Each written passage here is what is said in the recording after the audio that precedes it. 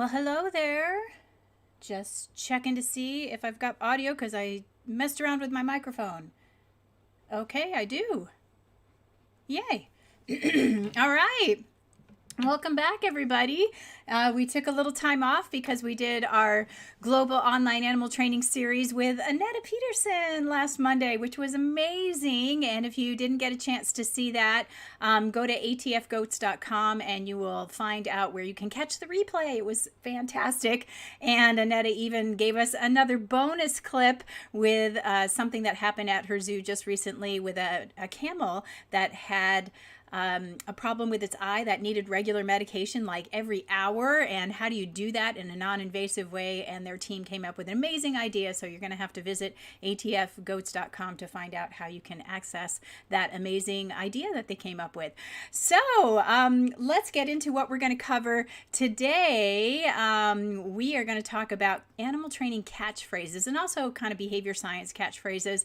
I've been thinking about this one for a while. Every time I get together and talk with friends of mine in animal training, it seems these catchphrases come up, and there's some that I like and some that I'm not so fond of, and maybe you have a few that you like or don't like, and so I put down about 10 of them, and you may have some that you're gonna throw into the mix, I hope, and I'm hoping that we'll get into it. So first of all, for the people that are new here, what is this? This is You Be the Behavior Consultant, a live stream I try to do almost every Monday. Sometimes I can't when I'm out of town or we've got something like the Global Online Animal Training Series going on. We try to make this interactive. I usually have a topic for discussion. I like you guys to give me your feedback, your experiences, your ideas, and of course I have things to prompt our discussion. And then we'll recap it all at the end. So as I mentioned, today we're going to talk about catchphrases. Hopefully you guys will share with me some of your favorite animal training or behavior science catchphrases. What are some that don't really work for you and maybe why? And then I kind of came up with some criteria that I think might be helpful when we're evaluating a catchphrase and whether it's useful to us or not. Because I think sometimes we get stuck in sort of like just, maybe habit or tradition of just throwing those out there, and we don't think about why we're using those catchphrases or not. And so I think a little criteria might be in order, and maybe you guys will have some idea on criteria that we should be using for evaluating these. So while you're thinking about catchphrases that you've heard, or maybe that you like, that you use, or maybe ones that you've kind of put to the side and said, no more, that's not one that I use anymore. I'm going to kind of let you think about that, and you can start putting them in the chat there. But I'm going to share some things that I looked up that are things that have kind of come and gone just in our language. They don't necessarily have to do with animal training, but I kind of find language fun sometimes. So here's some things that have come and gone. I thought this was funny. Hump the Swag means to carry your luggage on your back. And as you can imagine, this is kind of not a thing anymore, right? Because all of our luggage has wheels these days. So we don't really need to hump the swag. And don't sell me a dog. This was a fancy way of saying don't lie to me, which is also, again, you kind of think probably not so relevant in our day and age, because we talk a lot about adoption, and even though people do sell dogs, it's probably not something that we discuss as frequently, or maybe we're not in that practice of selling animals so much anymore. This is not so old, but it's a little more maybe maybe 90s. Talk to the hand because the face ain't listening, which means as what I saw on this website, it says, means I am enjoying my ignorance. Please don't ruin it by discussing facts or logic with me, which is kind of interesting, and things that are going on in our culture these days. But then I went and I looked for things that might still be in use in our common language today, which are pretty old, which I thought was kind of interesting. And I thought this one was really cool. Getting your goat. I mean, I think we still, people still sometimes use this, and I thought it was really cool where it came from. And it refers to it came from an old English potentially Welsh belief that keeping a goat in the barn would have a calming effect on the cows, and then the cows would produce more milk. So if you wanted to make somebody unhappy or antagonize them, you would take their goat away from them, and then their cows would be less productive in terms of producing milk. So if you get their goat, you are antagonizing them, but it has to do with making sure that their goats don't produce, or their cows don't produce milk. Oh, Adrian's here. Slow internet there. Oh, we're just talking about phrases that are still in existence today. And how about getting a square meal? Isn't that weird? I mean, have you ever thought about the word square meal? I mean, it doesn't really make a whole lot of sense when you really think about it, but it came from the square plates used to serve food on, such as you should get your 3 squares or your 3 square meals every day. Who knew? Here's another one, face the music, turn and face the music, from the tradition of disgraced officers being drummed out of their regiment. Oh, and Sori's here. Yay! Glad to have you here. Yeah, so facing the music. These are pretty cool. Yeah, I know. That's fun. And there were tons of them. I just had to pick just a few of them that, I thought maybe we still kind of use. As mad as a hatter. So this was because of hat makers that were exposed to mercury when they were making felt hats, and that led to mercury poisoning. And one of the symptoms was, quote, insanity. And then getting it straight from the horse's mouth. And this is an old farming expression. When farmers buy horses, they look into their mouths to see the teeth. And the farmer could find out a lot more from looking at the horse's teeth, such as the age, the physical health of the horse. The person trying to sell the horse might pretend that it is in fit condition when really it is not. So the farmers prefer to rely on looking at the teeth of the horse. Yes, this is in English. I know, poor Soria, English class. These are just some old phrases that people still use in English, but I don't know. I don't know if Annetta is here yet. I know sometimes she has said I know she said getting your goat. She's asked me before in Danish, do we use this phrase, get your goat? So maybe that one still works in other countries. But yeah, so these are some old ones that are still around in English. But again, they don't have to do with training or anything like that. But I just thought it was kind of funny that some things, still stick around for us that we don't we may not understand where the meaning came from. Oh, there you are, Annetta. Do in Denmark, don't you say getting your goat? Isn't there a Danish phrase for getting your goat, that it will get someone's goat? Because I think you said that to me once before, that we might get somebody's goat. Oh, that was shave a goat. There was more than one way to shave a goat. That's what you were telling me. I remember now. There's more than one way to share. Then there is no ice on the cow.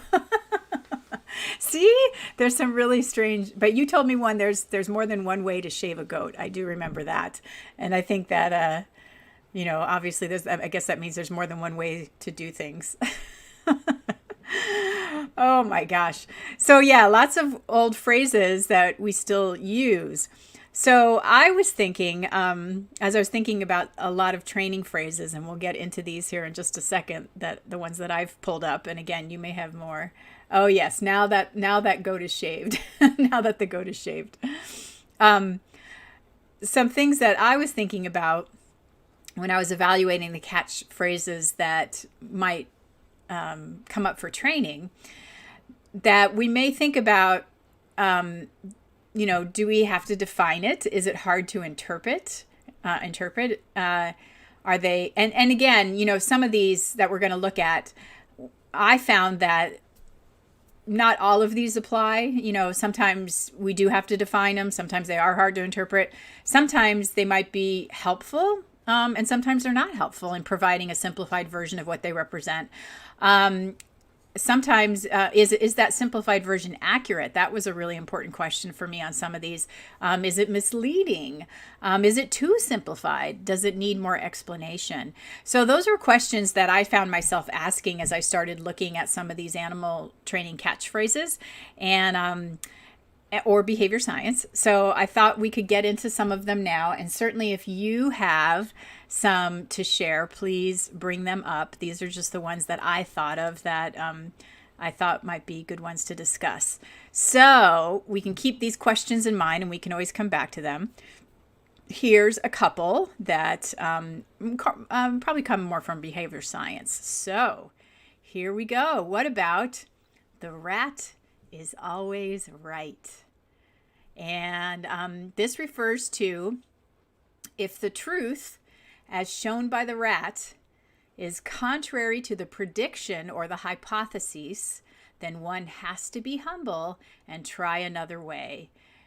Basically, the animal is behaving as it should under those conditions, and this basically came from, from the laboratory in scientific experiments. Like if the rat wasn't doing what you thought it was going to do in your scientific experiment, you basically had to go, oh, my hypothesis was wrong.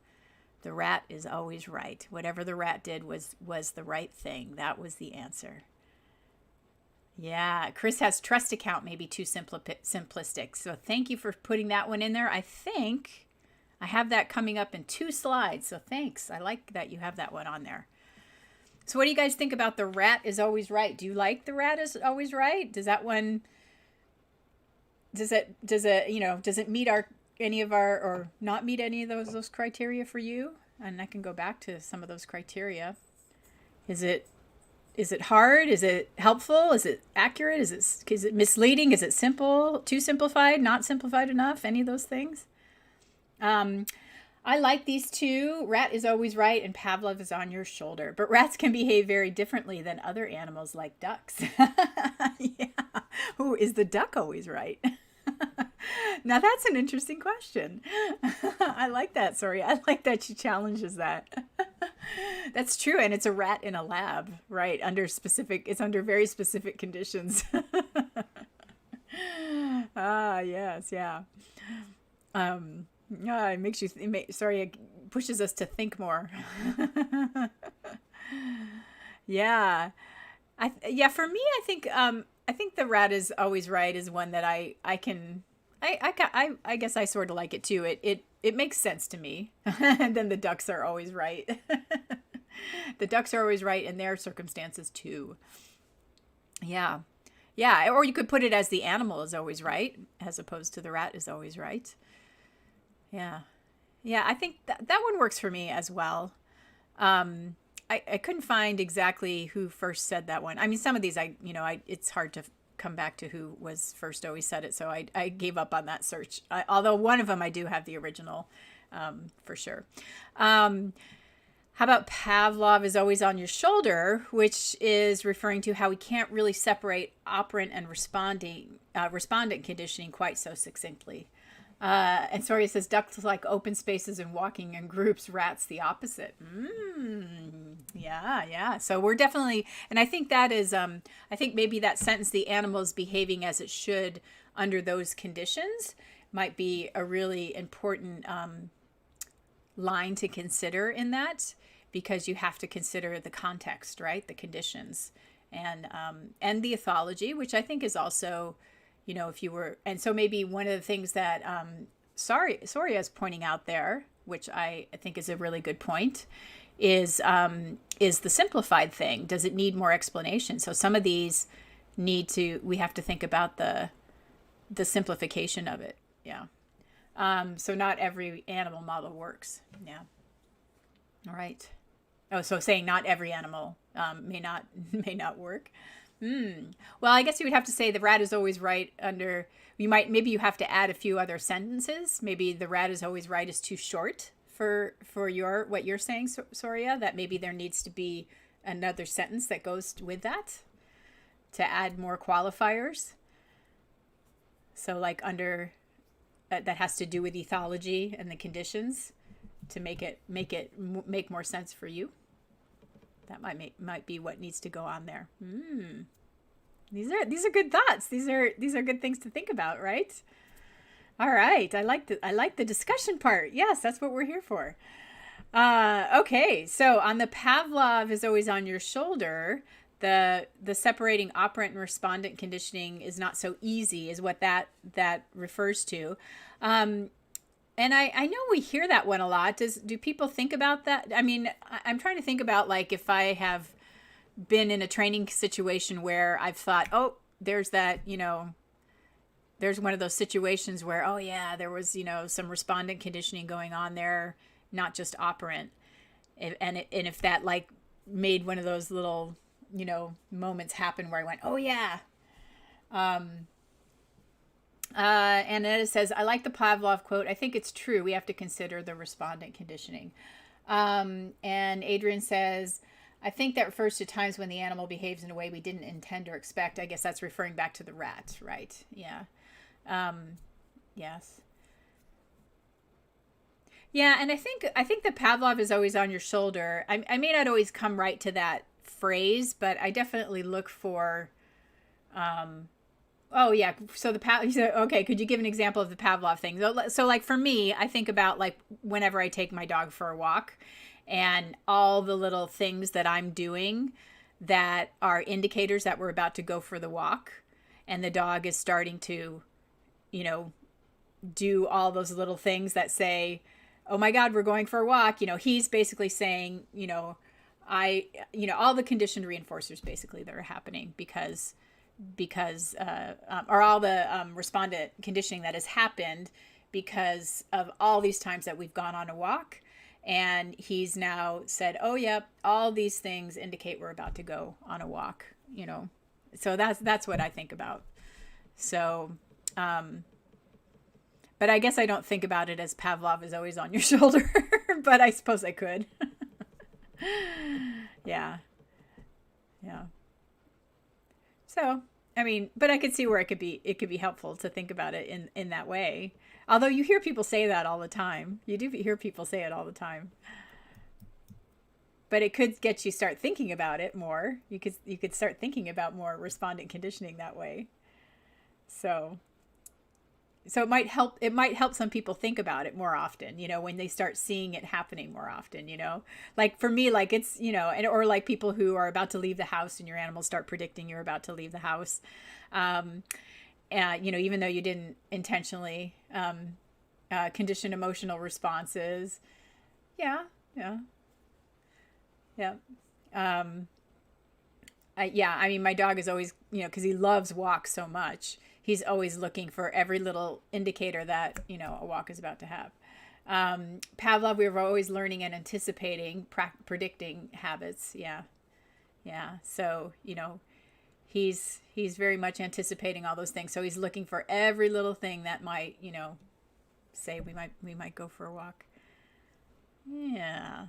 So interesting one. Okay. This is one that I really love. And this is probably the one that, now I said it too. I went ahead and said I like it, but I think this is one that really got me thinking about doing this in the first place. But it's this one, the On the Shoulders of Giants. You guys have heard this one before? And that one probably I don't know. Does it? I mean, before I read all that, what does that mean to you? I mean, I can read it all.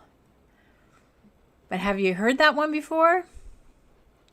I mean, I hear it a lot now, more so than I used to in the past. And it kind of, and at first, I don't know, I kind of went, oh, I have my own interpretation. But then the more that I started looking up information on it, it was like really interesting. Yes, from Sean and Masa.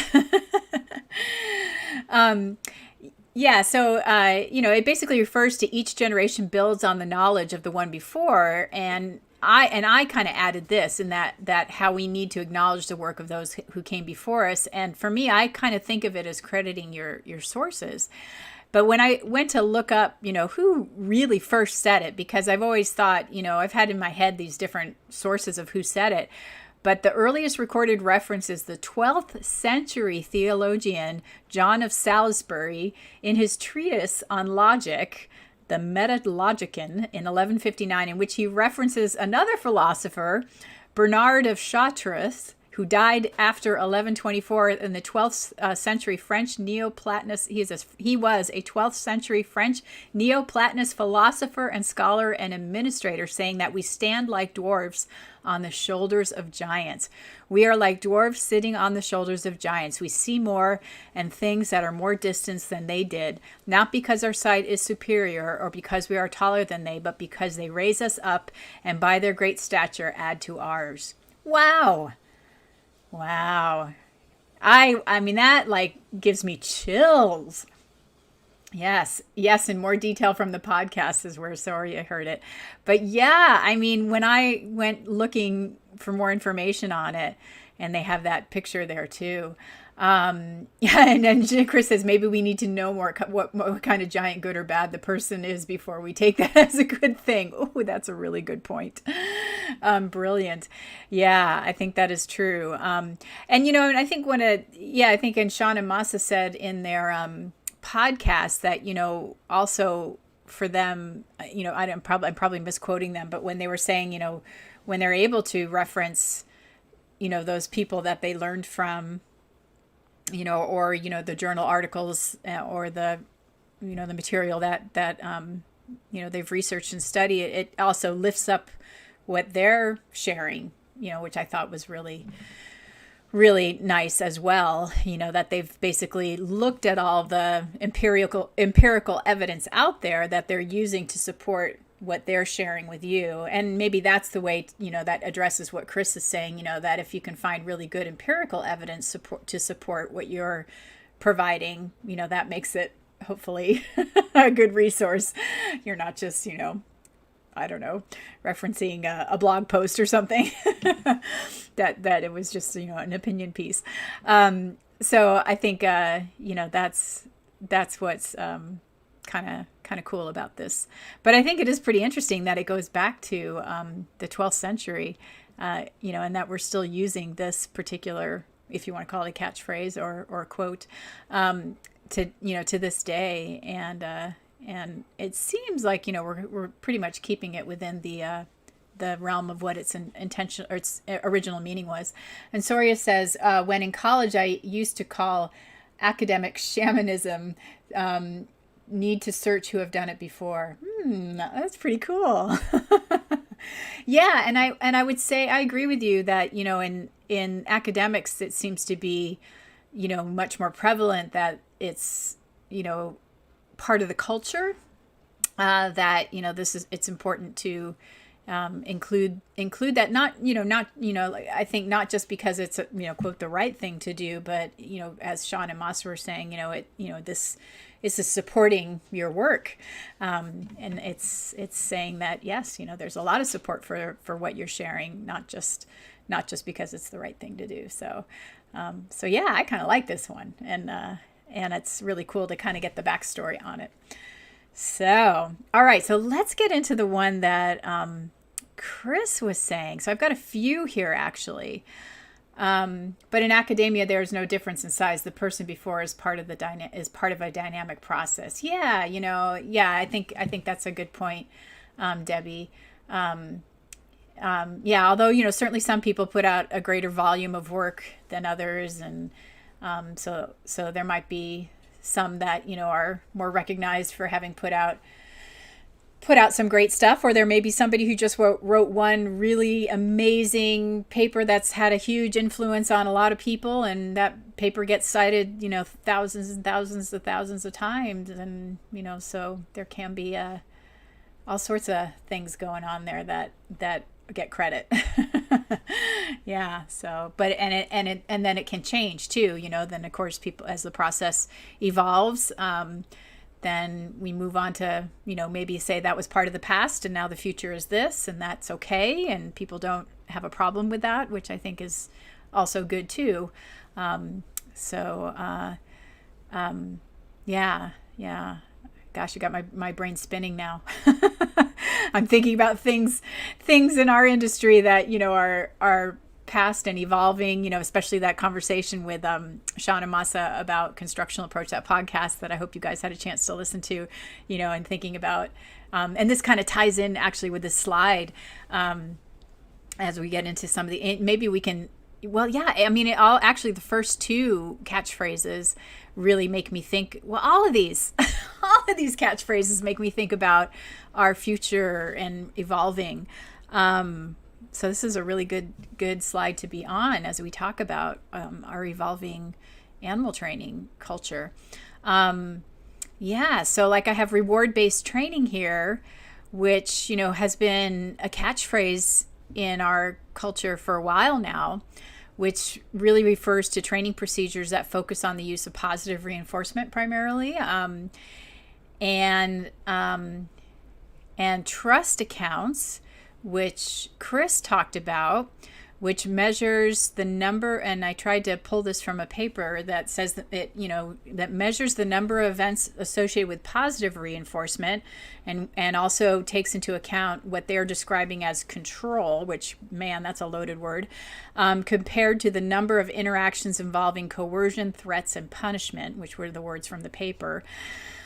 And sort of compares, how many events were positive reinforcement and how many events were, about coercion, threats, and punishment, and sort of like compares those and basically says if you've got more positive reinforcement versus more, threat, punishment, and coercion, that's going to affect how much trust you have with in your quote trust account with the animal.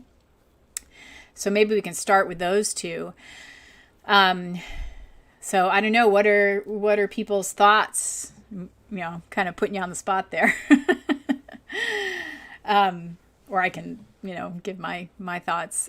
But I might have given it away by already saying, I think we're evolving a little bit here. Yeah, because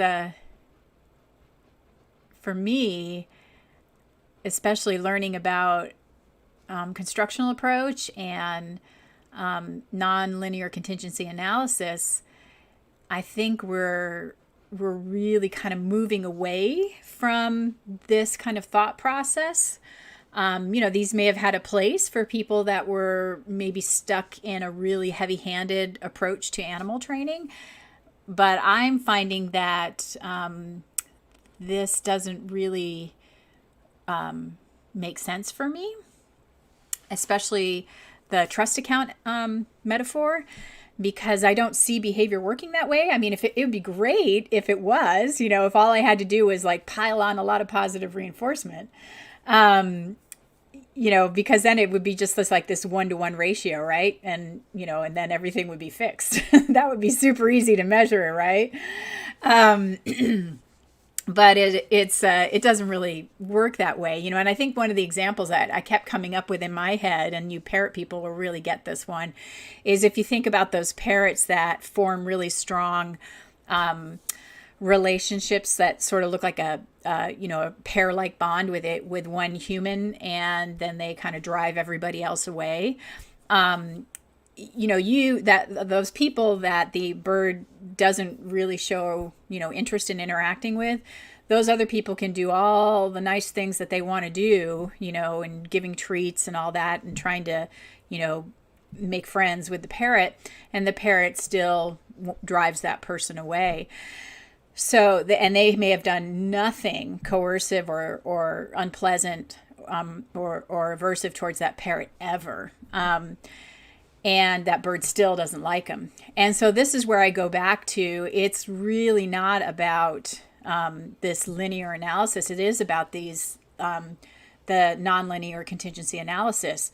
So if we really took a look at that and said, oh, you know what, this parrot wants to drive that person away, that's a negative reinforcement contingency. So if we addressed that negative reinforcement contingency that's maintained by other things, not by that person having done bad things to that bird, but with something that has to do with the ethology of the parrot, that if we address that instead of trying to superimpose positive reinforcement on top of this behavior that's maintained by negative reinforcement, we're probably going to have better success there. So we address that first, and then we can start bringing in that positive reinforcement and potentially build a relationship there. It's not really this one-to-one thing. We have to look at so many different conditions to address, behavior and building these relationships.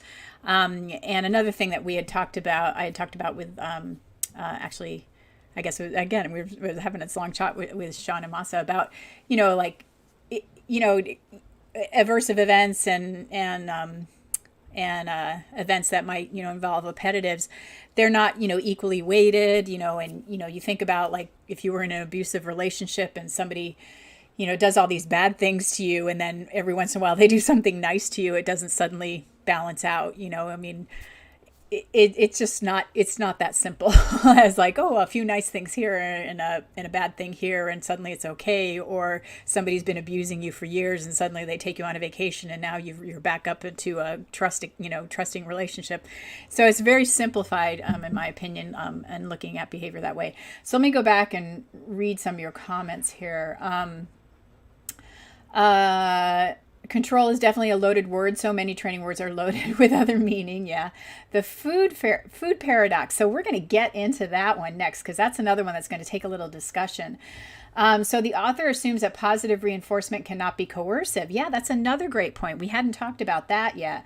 And we know that the 4 quadrants cannot be divided into good and bad. Positive reinforcement has nothing to do with control. Yeah, so that's another great point, Annetta. So we have talked about that. Coercion is not just about using punishment or negative reinforcement. In fact, there's lots of ways that coercion can happen. One of them is with when there's only one way to access that appetitive. And so if an animal can only get food, a critical consequence, by one means, there's no other way for him to get that food, that is coercive. So that's a really good point. And Chris says, an example, my donkey trusts me in the paddock but doesn't trust me in her stall. If I had a big trust account, it seems she would trust me everywhere. Just wondering here. Yeah, so I think what you're bringing up there, Chris, is that it's not so simple as, if I just had enough positive reinforcement, then that would make everything okay. I think this is where, to me, this idea of a trust account is really simplifying a very complex thing. Great, and Debbie's just saying, great point, Chris, and great point, Barbara, using the parrot example. And Annetta says, trust or trustful are labels and hard to define. Yeah, and I think I have seen some people try to define that. So and I guess people could try to address what that looks like. And Patricia says, I understood trust account as if the animal trusts you based on your history, then you can get away with a mistake, frightening them or grabbing them for a nail trim, for example.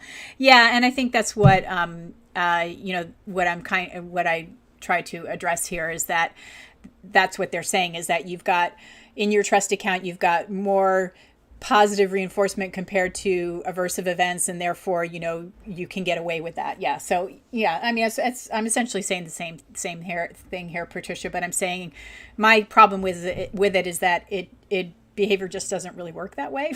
It's a little too simplified, in my opinion. That's my take on it. That's why that's a catchphrase I don't use. So trust as not fear to human or approach. So Soria is giving a potential definition for that label. Yeah, and I think I've seen other people really kind of break it down into a lot of different details. I think you would have to break it down for what it looks like to you, and perhaps with that individual animal in front of you. So yeah, so that's it's one that I just don't use, because I personally think it is a little too it's a little too simplified of an explanation of how behavior works. It sort of just makes it sound like if I just do enough of this, then this will take care of it, anytime there's something aversive. And again, I would say just turn it around the other way. What if you had a whole bunch of unpleasant events that happen in the animal's life?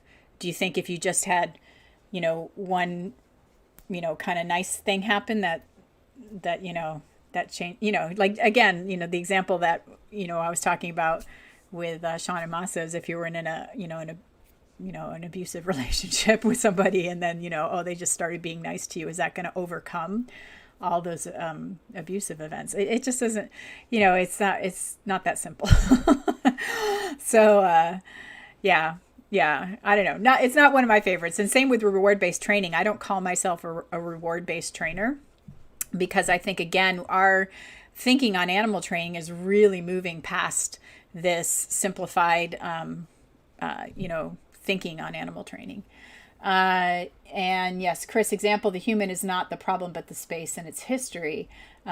Maybe. Yeah. So like what, Sari is saying here is that, it can't be just about reinforcement. There's more, it's more complex than just reinforcement. So yeah, I like the way you guys are thinking there.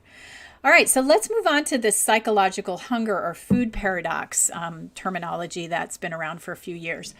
So, and again, I'm, kind of quoting somebody else on this, their definition. So it's a label, and the word psychological hunger were used first, and then it was changed to food paradox. And it was a label for a behavior resulting from the procedure of delivering several small portions of food throughout the day that causes the bird to eat more food than it would when access to an abundant diet is provided, say, one time per day, meaning the small quantities of food may have in some way allowed the animal to perceive a food shortage, which led to it eating more food to store up in the lean food environment. So, to kind of summarize that, the bird, so this is a strategy used in bird shows a lot. So instead of having access to food all day or that diet, at one time, given to it at once a day, and the bird can eat it all at that time or however it wants to throughout the day, the diet is delivered. That same diet is delivered in portions throughout the day. So like maybe for, flying in the bird show or whatever. And what happens is the bird potentially eats more food than it would if it just had access to food, pretty much all the time. And so they see that the animal eats more food and might even end up, gaining weight because it's eating more food when it only has access to the food for these limited periods of time. And so the label given to that behavior was called psychological hunger, and then it was later switched to the food paradox. Now, I'm wondering if any of this sounds familiar to you guys, because we talked about this in a live stream in the past. You guys remember this at all? And it may, well, I won't say anymore. I'll see if any of you guys remember it.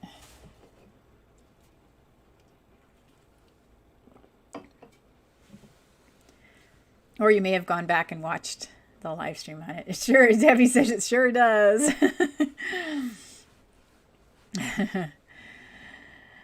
So this was the live stream on binge eating behavior. So, okay, so Sari says, like, my cat goes to the bathroom every day, but when it's bath day, she starts to know the same space as, to an unpleasant experience. Oh, so she's talking about the other thing there.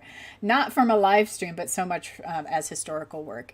Yeah, so this is the stuff we discussed in the binge eating behavior live stream. So, so this may, and again, we kind of talked about this in the binge eating one because we could also relate it to human behavior. So this is the exact same thing that can happen. And there was also a study I shared in that live stream about a study that was done with rats where they wanted to test some different drugs to see if they would be effective in helping treat people with binge eating disorders. And so their whole strategy was, could they teach some rats to binge eat? And they did exactly what is described right here. So they had rats that could have access to pellets for a long time. And then they had a group of rats that they basically said, nope, you're only going to have access to those pellets for short little periods of time, so, at several times throughout the day. And so the rats very quickly learned, food's not available all the time anymore. You better start eating it as fast as possible. And one of the ways that makes this so that they are more likely to binge eat is if you start reducing their weight as well, which is a common practice in the bird show industry is that when they start, implementing this, sometimes they'll reduce the food that's available to the animal so that they're going to be more interested in eating that food in that little window of time in which food is available. And so what happens is the animal starts to eat food faster and eat more of it because they don't know when it's going to be available again. And so it's not psychological and it's not a paradox. It's actually a behavior that's been trained. And the behavior is eat as much food as you possibly can in this short window because that's what's getting reinforced. And so there's lots of examples of this, and if you look up behaviors on eating disorders or on binge eating, this is the model they create with rats in the lab so that they can study the effectiveness of different drugs. They can also look at things like environmental cues that signal to begin binge eating. So one of the things that we know, like with humans, is like certain items in your house may cause people to binge eat. Like if you have a bag of potato chips, right? And so they can do this with animals too, that, this particular SD is a signal that this is the opportunity to binge eat. This thing is available.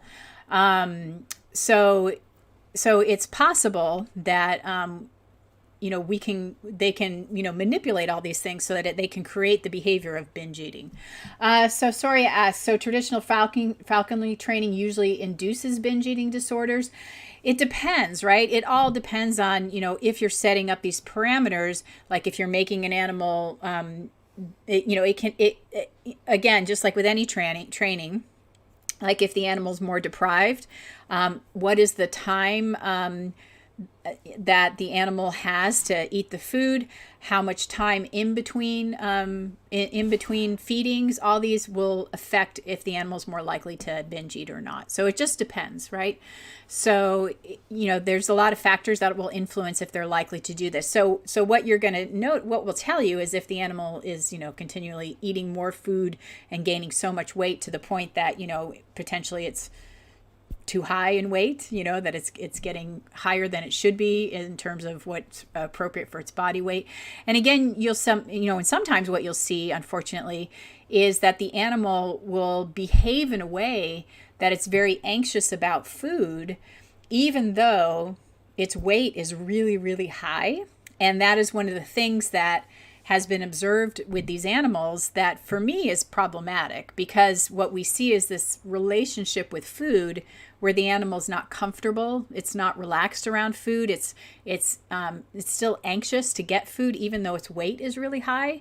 And I think that's also what they're calling the psychological hunger or food paradox, because the animal still shows this eagerness to eat even though physically it doesn't seem to need more food, but it's behaving in a way in which it seems very anxious to receive food. So to me, that's where you want to put that animal back into a condition where it doesn't feel the need to do this behavior. So I would be rethinking my strategy if I see that, to be quite honest. So to me, this is a welfare issue. If I'm seeing an animal that's really anxious about food because it's concerned about when is it going to get its next meal.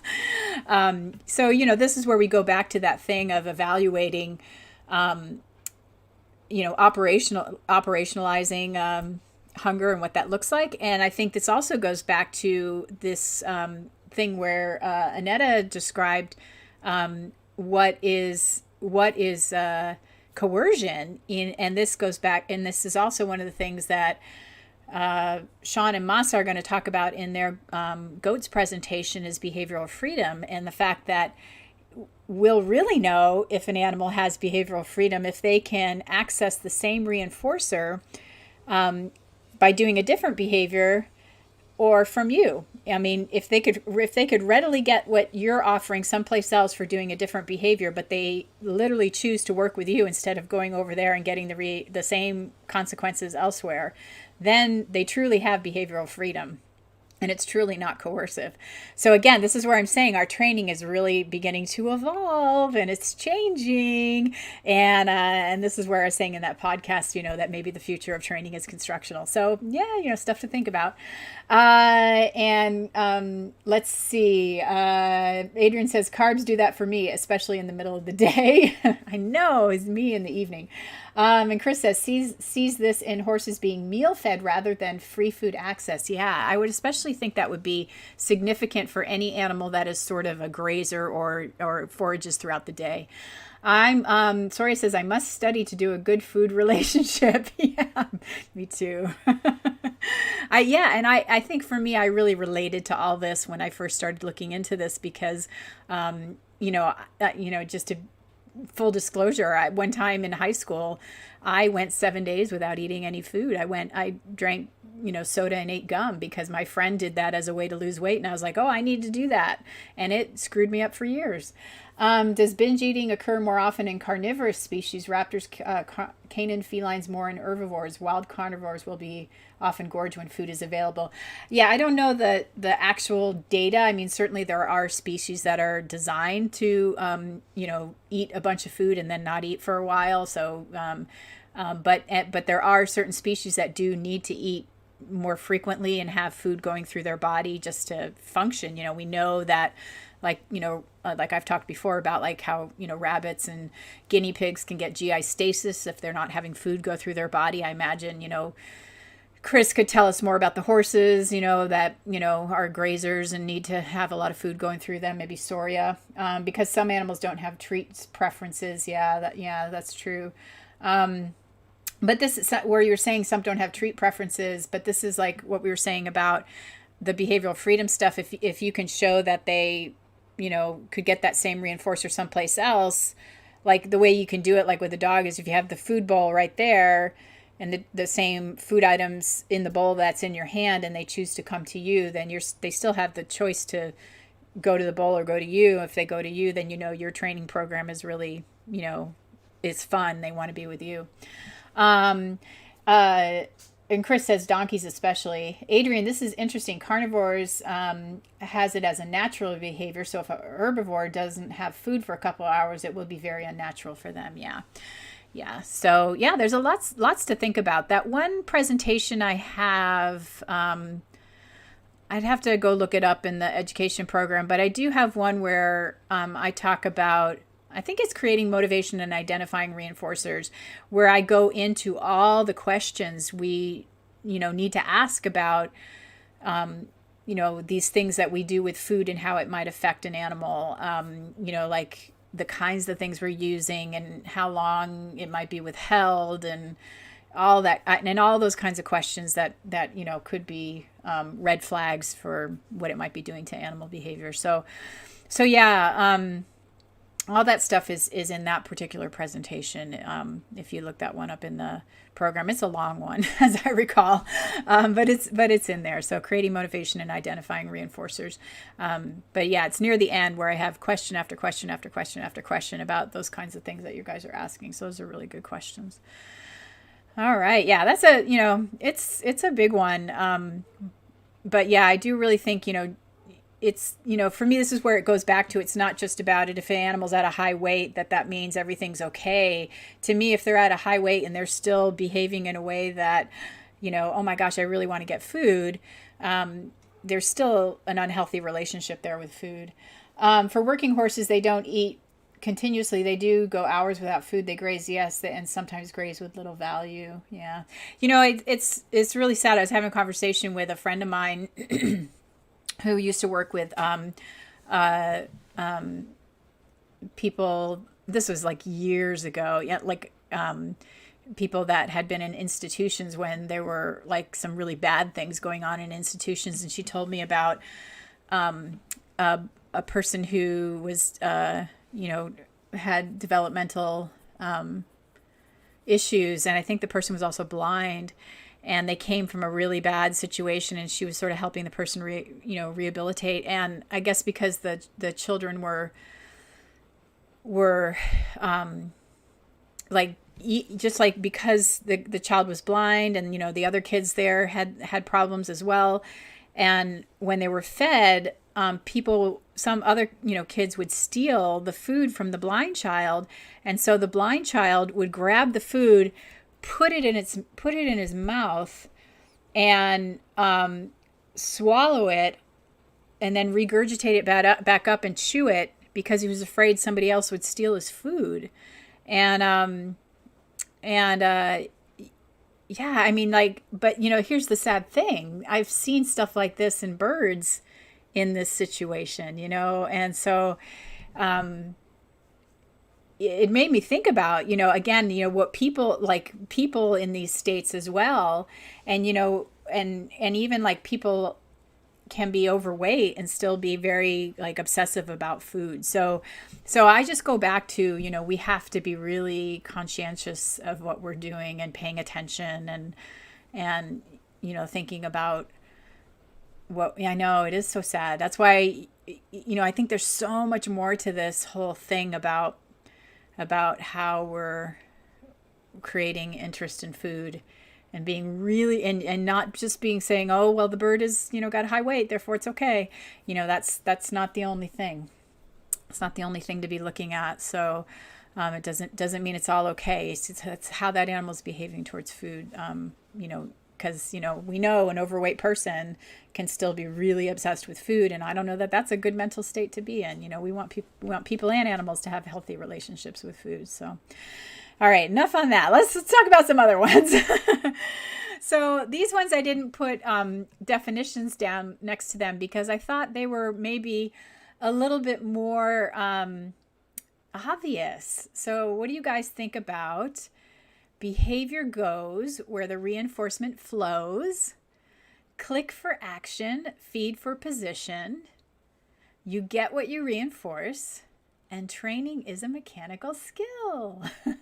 And I think Debbie's agreeing with my last statements there about, just being really careful about the food motivation stuff. Which again, I think that's going to be evolving. And I go back to some of these conversations I'm having with other people about how we, where training's going. I know I'm tired of dependence on food for reinforcement. Well, I think we'll still use food. I think we just have to think about some strategies, maybe where the animal has more degrees of freedom, which, again, I think Sean and Masa are going to be working on a presentation for us on that, which I think y'all will really love for goats. Yay. So that will be fantastic. Okay. So, yes, getting back to behavior goes where the reinforcement flows, click for action, feed for position, you get what you reinforce, and training is a mechanical skill. What do you guys think? Do we like these? Do they make sense? Are they, I don't know, do they mean what they say? Are they simple? Do they need explanation? Are these ones that work for you? Do you ever use them? The first one I see a lot in behavior science stuff. That's where I see that one a lot. If I've learned anything from your live streaming, is that training is not a mechanical skill. The fourth one I don't get. Okay. Yeah. I was going to, it's interesting that I guess I get a combination on that one. I like them all. They all work. Yeah. Some of these, I think we get from the Brelands, from the chicken training workshops. Yeah, I guess the training is a mechanical skill. So Soria doesn't get that one because that one's not so much in your country then, So that's the idea that it's about, the timing and the way you move your hands and it's the practice of how you physically move yourself in the environment around the animal. And so certainly there is some of that there, but it is more than that, isn't it, Chris? It sure is more than that. But we do hear that a lot. So I guess there's moments when it's a mechanical skill. Yes. Click for action, feed for position. Is that a new one for you, Debbie? So that is the idea that you're going to bridge the thing that the animal does, and then you're going to deliver the reinforcer where you want the animal to be. So you may not always be which again, that's an interesting one now that I think about it, because we don't, in a zoo world, we don't always get to deliver the reinforcer where we want the animal to be, because sometimes sometimes we'll have like a chute where the animal's going to have to return there in order for the food to be delivered if we're using food. But sometimes like let's say, I don't know what's a really good example, but maybe you want the animal to move a little bit forward. The animal may have taken one little step forward, and you click for that foot moving forward, but then you would feed the animal a little bit, have its head move a little bit more forward to reinforce, so that you get a little bit more movement forward. So that's what that means.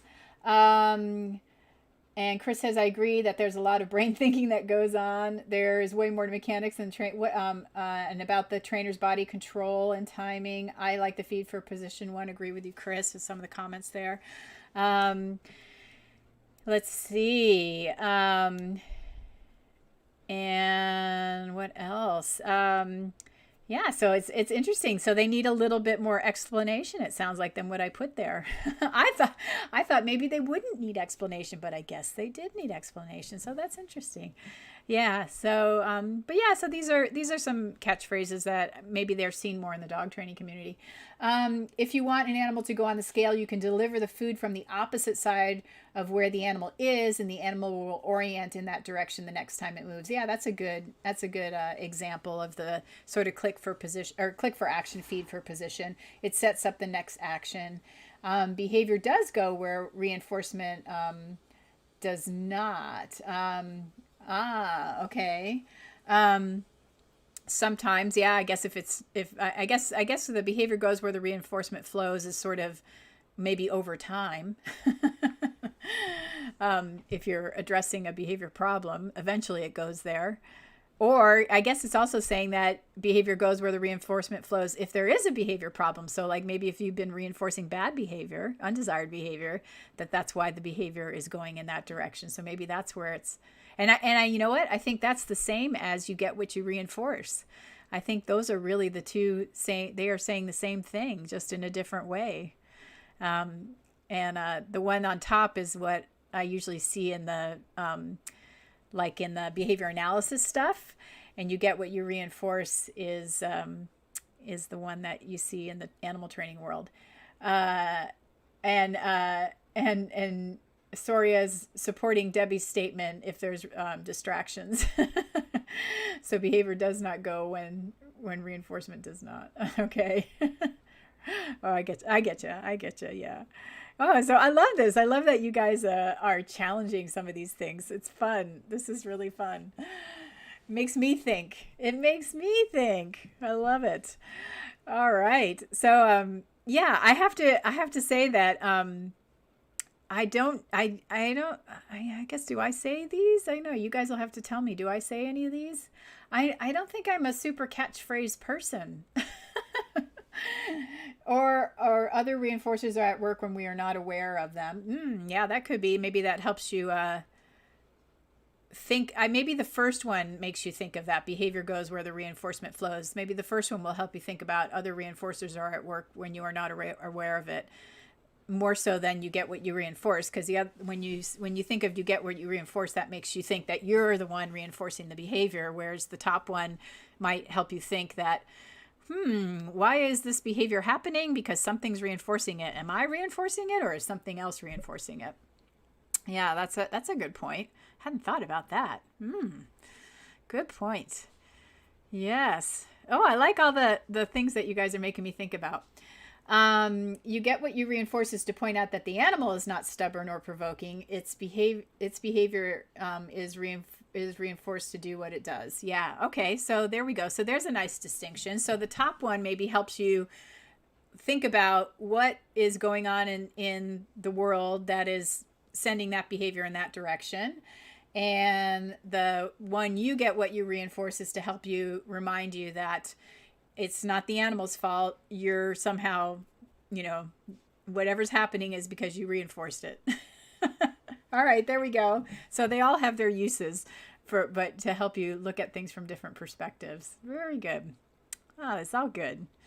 Nice job, guys. Very, very nice and thought-provoking. So we've got a few things that we like for various things, and a few things that maybe are worth shelving, and a few things that seem to have really stood the test of time. I'm kind of liking this. And now there is a great distraction. Oh, you've got it. Or a great distinction. Oh, a great distinction. Sorry. Sorry. The words were tiny. I couldn't read it. Good job, you guys. I am impressed. Trainer observing the animal's body language and responding to that. Yes, this was fun. Oh, good. I'm glad it was fun. Yeah, I think we did some really good dissecting here, which was quite interesting for me. There was a lot more that we found in these statements than I thought we would find. So I thought that was fun too. All right. So just to kind of recap, animal training and behavior science catchphrases can help provide easy ways for us to remember complicated topics. However, it's important before we hop on the bandwagon of using a catchphrase that we are confident the phrase is appropriate.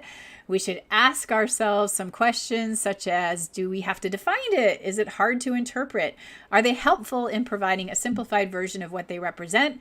Is that simplified version accurate? Could it be misleading? Is it too simplified? Does it need more explanation? In the long run, we may do more damage by sharing a catchphrase that is inaccurate or oversimplifying a complex topic. It can be a good reminder to choose our words carefully. Behavior science is one in which both precision in language and practical application is critical for communication. Some catchphrases have stood the test of time and help us to remember to implement some important things in our work. Other perhaps may require us to reconsider their use. However, we have seen this happen with many catchphrases over history. We keep what is applicable and those that are not dropped from our vocabulary. And of course, there is a lot more that we did not cover. And you have some more comments here. Your work is fun for sure. I think you do get what you reinforce, but you may not realize what you are reinforcing. Yeah, so I think that's what we covered with those two different versions of that statement there. So you heard me mention a lot this podcast with Sean and Masa about is the future of animal training constructional, where we talked about a little bit about behavioral freedom and that nonlinear contingency analysis, which I kind of addressed with the trust account thing. So they're also going to be doing a goats presentation. We haven't scheduled the exact date yet. I think we're shooting for July or August, but they will go into behavioral freedom, which is going to be really, really helpful. And remember, Annetta did her goats presentation last week, and it is now in the membership program for those of you that are members. And I got the notification that you guys were like, I can't watch it. So I fixed that this morning. It should be all fixed. So you don't have to rent it. Don't worry, it's in there. If you didn't get to watch it, you can go to ATF Goats and rent it if you're a non-member. And I know a bunch of you have seen the legal update, and I'll give you a little bit more detail here. So what does this mean about asking for my taxes and personal communications? So the reason they're asking for my taxes is if you read the motion to dismiss, one of our things is that we're saying that there's no jurisdiction in Florida. And so they're saying, that I have to prove that I didn't make money in Florida, but they're saying they need to see my taxes for that, which doesn't make any sense because they don't need to see my taxes for that. And asking for my personal communications, they're basically doing a fishing expedition, which to see if I've communicated if there's anything, if you read the motion, it says anything that says the plaintiff's name or business in my personal communications, which again, my lawyers have said is a abusive fishing expedition, which you'll see in the motion. And my lawyers have been amazing at addressing these overreaching and irrelevant requests, as you'll see in that post. But I really highly encourage any of you who are interested in this to look up what a SLAP suit is, a strategic lawsuit against public participation. The whole point of these lawsuits is really not to win. It's really just to use the system to silence people like me who don't have the money to fight these kind of lawsuits. And you'll see they're often used against people who speak up on animal welfare. And so it's really a crazy system. Just if you want to learn more about these lawsuits, that's what they are. So unfortunately, part of this is really important that we don't say bad things about the plaintiff, because that can be used against me. So I do have to encourage people to hold their tongue on that. But in the meantime, I have to keep fighting this battle in court, as that's where we do the fighting. And in the meantime, my court date is for the judge to see the motion to dismiss is February 16th. Unfortunately, even if we do get a dismissal, they can't appeal, which may drag it on out, but we'll just have to see what happens. But yeah, I've learned a lot about slap suits, and it's mind-boggling, absolutely mind-boggling. But that's where we're at, and I will continue to keep you updated, and I appreciate you supporting and sharing this information as much as you can. In the meantime, moving on to other things, I will do a goats presentation on February 28th, and about the secret in the animal training industry. And basically, I want to address how narcissistic personality disorder impacts our industry. And so you'll be able to read that whole abstract at atfgoats.com.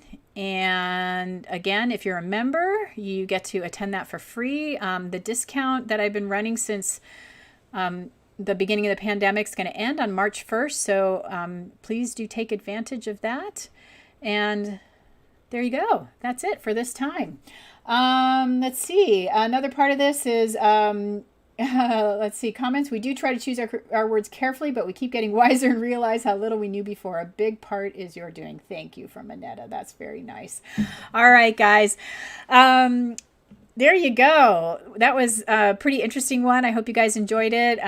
Thanks for sticking around for the updates. I know some of it is challenging to hear, but I do want to keep you updated. I'm going to hopefully share more information on what slap suits are about, so you guys can stay informed on that. It's been a fascinating journey for sure.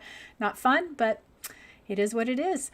Okay, I appreciate y'all sticking around, and we are here next Monday. Yes, we are. And we also have a Tower Talk next Monday, or next Tuesday. So hopefully we'll keep in touch and look forward to chatting with you next time. All right, guys, enjoy the rest of your day or evening. We'll see you next time. Take care. Bye.